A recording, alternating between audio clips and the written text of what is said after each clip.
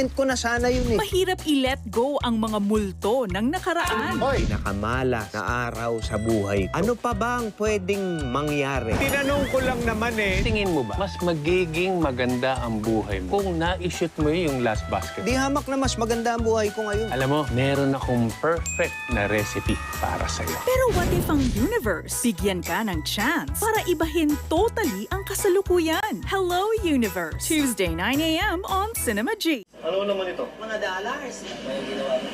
Alis ka. Salamat. 3,000 yan. Ito lang binigay sa'yo. For some, doing the right thing isn't enough. Secure. Tuesday, 3:30 p.m. on GTV. Teritoryo ko to, kaibigan. Alam mo, may kailangan akong gawin, kaya kailangan dumito muna ako. Pwede. He'll make enemies if he wants to avenge his son. Hindi ito magandang neighborhood. Alala ito ng palala. Oh. Urban Justice, Tuesday, 8 p.m. on G-Flex.